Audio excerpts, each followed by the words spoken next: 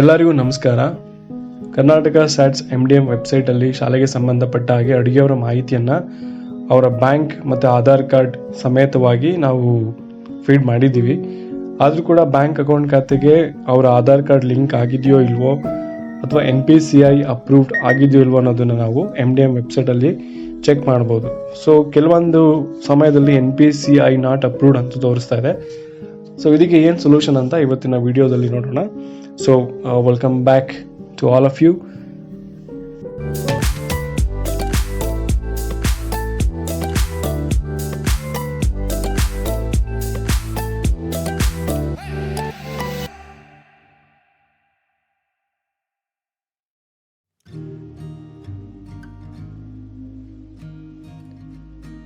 All right, ನಿಮ್ಮ ಶಾಲೆಯ ಅಡುಗೆಯವರ bank account ಇದಲ್ವಾ, ಇದು ಆಧಾರ್ಗೆ ಲಿಂಕ್ ಆಗಿದೆಯಾ ಅಥವಾ ಆಧಾರ್ಗೆ ಲಿಂಕ್ ಆಗಿದ್ರೆ ಈ ಆಧಾರ್ಗೆ ಬ್ಯಾಂಕ್ ಲಿಂಕ್ ಆಗಿರ್ತಕ್ಕಂಥ ಬ್ಯಾಂಕ್ ಅಕೌಂಟ್ NPCIಗೆ ಮ್ಯಾಪ್ ಆಗಿದಿಲ್ವ ಅಂತ ಚೆಕ್ ಮಾಡಬೇಕು. ಸೊ ಅದಕ್ಕೆ ನೀವೇನು ಮಾಡಬೇಕು, ಫಸ್ಟು ನಿಮ್ಮ ಮಿಡ್ ಡೇ ಮೀಲ್ ವೆಬ್ಸೈಟ್ಗೆ ಲಾಗಿನ್ ಮಾಡಿ, ನಿಮ್ಮ ಸ್ಕೂಲ್ ಯೂಸರ್ ನೇಮ್ ಪಾಸ್ವರ್ಡನ್ನು ಹಾಕಿ, ನೆಕ್ಸ್ಟ್ ಕ್ಯಾಪ್ಚನ್ನ ಕಾಪಿ ಮಾಡಿ. ಕ್ಯಾಪ್ಚಾ ಯಾವಾಗಲೂ ಕೇಸ್ ಸೆನ್ಸಿಟಿವ್ ಇರುತ್ತೆ, ಸೊ ನೋಡಿಕೊಂಡು ಟೈಪ್ ಮಾಡಿ, ನಂತರ ಲಾಗಿನ್ ಮಾಡಿ ಆದಮೇಲೆ ನಿಮ್ಮ ಹೋಮ್ ಪೇಜ್ ಲೆಫ್ಟ್ ಸೈಡಲ್ಲಿ ಟ್ಯಾಬ್ಸ್ ಇರುತ್ತೆ. ಸೊ ಜಸ್ಟ್ ಸ್ಕ್ರಾಲ್ ಡೌನ್ ಮಾಡ್ತಾ ಬನ್ನಿ, CCH ಅನ್ನೋ ಆಪ್ಷನ್ ಮೇಲೆ ಕ್ಲಿಕ್ ಮಾಡಿ. ಅದಾದ ನಂತರ CCH ಆಧಾರ್ ವೆರಿಫಿಕೇಷನ್ ಟ್ಯಾಬ್ ಮೇಲೆ ಕ್ಲಿಕ್ ಮಾಡಿದ್ಮೇಲೆ ನಿಮ್ಮ ಸ್ಕೂಲ್ ಇರ್ತಕ್ಕಂಥ ಅಡುಗೆಯವರ ಮಾಹಿತಿ ಬರುತ್ತೆ, ಎಷ್ಟು ಜನ ಅಡುಗೆಯವರು ಇದ್ದಾರೆ ಅಂತ. ನಂಬರ್ ಆಫ್ CCH 1 ಅಂತ ಇದೆ, Aadhaar generated yes, Aadhaar approved yes, approve ಆಗಿದೆ. ಹಾಗೆ ಲಾಸ್ಟ್ ಕಾಲಮ್ಗೆ ಬಂದರೆ NPCI ಅಪ್ರೂವ್ಡ್ 0 ಅಂತ ಇದೆ. ಅಂದರೆ ಇಲ್ಲಿ ಈ ಅಡುಗೆಯವರ ಬ್ಯಾಂಕ್ ಖಾತೆ ಆಧಾರ್ಗೆ ಲಿಂಕ್ ಆಗಿದೆಯಲ್ಲ, ಅದು NPCIಗೆ ಮ್ಯಾಪ್ ಆಗಿಲ್ಲ ಅಂತ. ಸೊ ಇದಕ್ಕೆ ಸೊಲ್ಯೂಷನ್ ಏನು? ಅದಕ್ಕೆ ಮುಂಚೆ ನಾವು ನಿಮ್ಮ ಆಧಾರ್ ಕಾರ್ಡ್ಗೆ ಯಾವ ಬ್ಯಾಂಕ್ ಅಕೌಂಟ್ ಲಿಂಕ್ ಆಗಿದೆ ಅದನ್ನು ಕೂಡ ಚೆಕ್ ಮಾಡ್ಕೋಬೋದು. ಚೆಕ್ ಮಾಡ್ಕೋಬೇಕಂತಂದರೆ ನೀವು ಗೂಗಲ್ಗೆ ಹೋಗ್ಬಿಟ್ಟು ಆಧಾರ್ ಲಿಂಕ್ ಬ್ಯಾಂಕ್ ಅಕೌಂಟ್ ಅಂತ ಟೈಪ್ ಮಾಡಿ ಸರ್ಚ್ ಕೊಟ್ಟರೆ ಈ ಥರ URL ಓಪನ್ ಆಗುತ್ತೆ. ಇದರಲ್ಲಿ ನೋಡಿ resident.uidai.gov.in ಇದು ಆಧಾರ್ನ ಅಫಿಷಿಯಲ್ ವೆಬ್ಸೈಟ್. ಇದ್ರ ಮೇಲೆ ಕ್ಲಿಕ್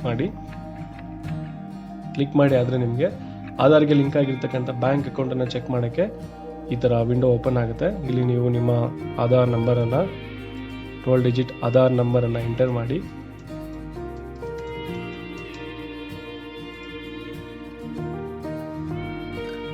ಅದಾದ ನಂತರ ಇಲ್ಲಿರ್ತಕ್ಕಂಥ ಕ್ಯಾಪ್ಚನ್ನ ಎಂಟರ್ ಮಾಡಬೇಕು.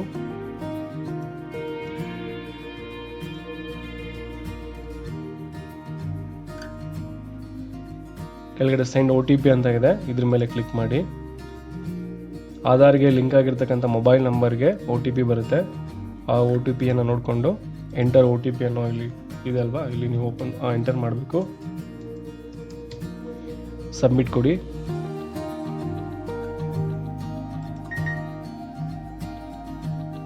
ಸಬ್ಮಿಟ್ ಕೊಟ್ಟಾಗ ನೋಡಿ ಇಲ್ಲಿ ತೋರಿಸುತ್ತೆ, congratulations, your Aadhaar bank mapping has been done. ಇದರಲ್ಲಿ last 4 digit account Aadhaar number ತೋರಿಸುತ್ತೆ. Bank linking status is active ಆಗಿದೆ. ಬ್ಯಾಂಕ್ ಲಿಂಕಿಂಗ್ ಡೇಟ್ 24 ಜನವರಿ 2021 ಲಿಂಕ್ ಆಗಿದೆ ಅಂತ ತೋರಿಸ್ತದೆ. ಯಾವ ಬ್ಯಾಂಕ್ ಹೆಸರು ಕೂಡ ಇಲ್ಲಿ ತೋರಿಸುತ್ತೆ, ಕೆನರಾ ಬ್ಯಾಂಕ್ ಅಂತ. ಸೊ ಈ ಬ್ಯಾಂಕ್ ಅಕೌಂಟನ್ನು ನಾವು ಯಾವಾಗಲೂ DBTಗೆ ಕೊಡಬೇಕಾಗುತ್ತೆ, ಯಾಕಂದರೆ ಇದು ಆಧಾರ್ ಲಿಂಕ್ ಆಗಿರ್ತಕ್ಕಂಥ ಬ್ಯಾಂಕ್ ಅಕೌಂಟ್. ಓಕೆನಾ? ಸೊ ಇದನ್ನು ಚೆಕ್ ಮಾಡ್ಕೋಬೇಕು. ನೀವು ಇದನ್ನೇ ಬ್ಯಾಂಕ್ ಅಕೌಂಟನ್ನು ಕೂಡ ನೀವು ನಿಮ್ಗೆ ಎಲ್ಲೇ DBT ಸೇವೆ ಪಡ್ಕೋಬೇಕು ಅಂತಂದರೆ ಅಲ್ಲಿಗೆ ನೀವು ಇದೇ ಅಕೌಂಟನ್ನು ಕೊಡಬೇಕಾಗತ್ತೆ. ಓಕೆ, ಈ ಬ್ಯಾಂಕ್ ಅಕೌಂಟ್ ಲಿಂಕ್ ಆಗಿರ್ತಕ್ಕಂಥ ಆಧಾರ್ ನಂಬರ್ NPCIಗೆ ಅಪ್ರೂವಲ್ ಆಗಿದೆಯಲ್ಲೋ ಅಂತ ಚೆಕ್ ಮಾಡಬೇಕು ಅಂತ ಅಂದರೆ ನೀವು ಬ್ಯಾಂಕಲ್ಲಿ ಹೋಗಿ ಎನ್ಕ್ವೈರಿ ಮಾಡಬೇಕು. ಬ್ಯಾಂಕ್ ಅವ್ರಿಗೆ ಮಾಹಿತಿ ಗೊತ್ತಿರುತ್ತೆ ಅವ್ರಿಗೆ ಲಿಂಕ್ ಆಗಿದೆಯಾ ಇಲ್ವಾ ಅಂತ. ಸೊ ಇಲ್ಲಿ ನಮ್ಮ ಅಡುಗೆಯವ್ರ ಮಾಹಿತಿ ನಮ್ಗೆ ಇಲ್ಲೇ ಗೊತ್ತಾಗ್ತಾ ಇದೆ. ನಮ್ಮ ಮಿಡ್ ಡೇ ಮೀಲ್ ವೆಬ್ಸೈಟಲ್ಲಿ NPCI ನಾಟ್ ಅಪ್ರೂವ್ಡ್ ಅಂತ ತೋರಿಸ್ತಾ ಇದೆ. ಹಾಗಾಗಿ ನಾವೇನು ಮಾಡಬೇಕು ಅಂತ ಅಂದರೆ ಒಂದು ಫಾರ್ಮ್ ಸಿಗುತ್ತೆ, NPCI ಫಾರ್ಮ್ ಅಂತ. ಈ ಫಾರ್ಮ್ ಸಿಗ್ತಕ್ಕಂಥ ಲಿಂಕನ್ನು ನಾನು ಇಲ್ಲಿ ಡಿಸ್ಕ್ರಿಪ್ಷನಲ್ಲಿ ಪೇಸ್ಟ್ ಮಾಡಿದ್ದೀನಿ. ಆ ಲಿಂಕ್ ಮೇಲೆ ಕ್ಲಿಕ್ ಮಾಡಿದ್ರೆ ನಿಮಗೆ NPCI ಮ್ಯಾಪ್ ಮಾಡ್ತಕ್ಕಂಥ ಫಾರ್ಮ್ ಸಿಗುತ್ತೆ. ಅದರಲ್ಲಿ ನೀವು 3rd ಪೇಜಿಂದ ಡೌನ್ಲೋಡ್ ಮಾಡಿಕೊಂಡ್ರೆ ಆಯಿತು.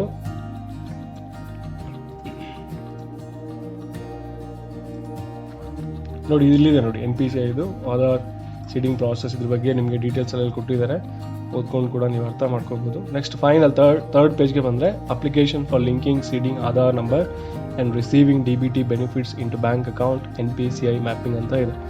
ಇದರಲ್ಲಿ ದ ಬ್ಯಾಂಕ್ ಮ್ಯಾನೇಜರ್, ನೀವು ಆಧಾರಲ್ಲಿ ಯಾವ ಬ್ಯಾಂಕಿಗೆ ಲಿಂಕ್ ಆಗಿದೆ ಅಂತ ನೋಡಿದ್ರಲ್ವಾ, ಆಧಾರ್ ನಂಬರ್, ಆ ಬ್ಯಾಂಕ್ನ ಅಡ್ರೆಸ್, ಬ್ರಾಂಚ್, ಬ್ಯಾಂಕ್ ನೇಮ್ ನಿಮ್ಮ ಅಕೌಂಟ್ ನಂಬರ್, ನಿಮ್ಮ ಅಕೌಂಟ್ ನೇಮನ್ನು ಬರೆದ್ಬಿಟ್ಟು I am maintaining a bank account number with your branch ಅಂತ ಇದನ್ನೆಲ್ಲ ಫಿಲ್ ಮಾಡಿ ಇಲ್ಲೊಂದು ಸಿಗ್ನೇಚರ್ ಮಾಡಬೇಕು ನೀವು. Signature or thumb impression of customer ಅಂತಿದೆ ಅಲ್ವಾ, ಅಲ್ಲಿ ಫಿಲ್ ಮಾಡಿ. Next option for receiving DBT benefits tick 1. I wish to seed my account number, ಇಲ್ಲಿ ಮೆನ್ಷನ್ ಮಾಡಬೇಕು account number with NPCI mapper to enable me to receive direct benefit transfer DBT including LPG. ಈ ಥರ ಓದ್ಕೊಳ್ಳಿ. ಈ first option ಅನ್ನು ನೀವು fill ಮಾಡಬೇಕು.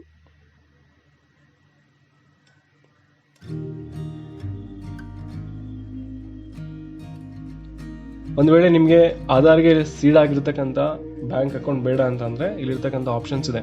ನಿಮಗೆ ಬೇರೆ ನಂಬರ್ NPCIಗೆ ಮ್ಯಾಪ್ ಆಗಿ ಹೋಗಿದ್ರೆ ನೀವು ಅದನ್ನು ತೆಗೆದ್ಬಿಟ್ಟು ಇವಾಗ ಬೇರೆ ಬ್ಯಾಂಕ್ ಅಕೌಂಟ್ ಮಾಡ್ಕೊಂಡಿರ್ತೀರಿ, ಅದನ್ನು ಅಪ್ಡೇಟ್ ಮಾಡಬೇಕಂದ್ರೂ ಕೂಡ ನೀವು ಇಲ್ಲಿ ಬೇರೆ 4 ಆಪ್ಷನ್ಸ್ ಇದೆ. ಓದ್ಕೊಂಡು ನಿಮ್ಗೆ ಯಾವ್ದು ಆಪ್ಷನ್ ಸೂಟಬಲ್ ಆಗುತ್ತೆ ಅದನ್ನು ಫಿಲ್ ಮಾಡಿ ನೀವು ಬ್ಯಾಂಕಿಗೆ ಸಬ್ಮಿಟ್ ಮಾಡಬೇಕು. ಫಿಲ್ ಆದ ನಂತರ ಇಲ್ಲೊಂದು ಸೈನ್ ಮಾಡಬೇಕಾಗುತ್ತೆ. I hereby authorise the banking correspondent, signature thumb impression of customer ಅಂತಿದಲ್ವಾ, ಯುವರ್ಸ್ ಫೇತ್ಫುಲ್, ಇಲ್ಲೊಂದು ನಿಮ್ಮ ಮತ್ತೊಂದು ಸಿಗ್ನೇಚರ್ ಮಾಡಬೇಕಾಗುತ್ತೆ. ಇಲ್ಲಿ ನಿಮ್ಮ name, mobile number, email ID, copy of Aadhaar ಕೂಡ ನೀವು ಅಟ್ಯಾಚ್ ಮಾಡಬೇಕಾಗುತ್ತೆ ಈ ಅಪ್ಲಿಕೇಶನ್ ಜೊತೆಗೆ. ದಯವಿಟ್ಟು ಯಾವಾಗಲೂ ಇಮೇಲ್ ID ಅಪ್ಡೇಟ್ ಮಾಡ್ಕೊಳ್ಳೋಕ್ಕೆ ಟ್ರೈ ಮಾಡಿ. ಇಮೇಲ್ ID ಇಲ್ಲ ಅಂದರೆ ಕ್ರಿಯೇಟ್ ಮಾಡಿಕೊಂಡು ಬ್ಯಾಂಕಲ್ಲಿ ಅಥವಾ ಎಲ್ಲೆಲ್ಲಿ ಅಪ್ಲಿಕೇಬಲ್ ಆಗುತ್ತೆ ಅಲ್ಲಿ ನೀವು ಇಮೇಲ್ ID ಅಪ್ಡೇಟ್ ಮಾಡಿಕೊಂಡ್ರೆ ನಿಮಗೆ OTP ಬರೋಕ್ಕೆ ಅಥವಾ ಪಾಸ್ವರ್ಡ್ ರಿಸೆಟ್ ಮಾಡ್ಕೊಳ್ಳೋಕ್ಕೆ ಮತ್ತೊಂದಕ್ಕೆ ಏನಕ್ಕಾದರೂ ಯೂಸ್ ಆಗೇ ಆಗುತ್ತೆ. ನಿಮ್ಮ ಮೊಬೈಲ್ ನಂಬರ್, ಇಮೇಲ್ ಎರಡೂ ಕೂಡ ಈಕ್ವಲಿ ಇಂಪಾರ್ಟೆಂಟ್. ಸೊ ಆದಷ್ಟು ಇಮೇಲ್ ID ಕ್ರಿಯೇಟ್ ಮಾಡಿ ಅಪ್ಡೇಟ್ ಮಾಡ್ಕೊಳ್ಳೋಕ್ಕೆ ಟ್ರೈ ಮಾಡಿ.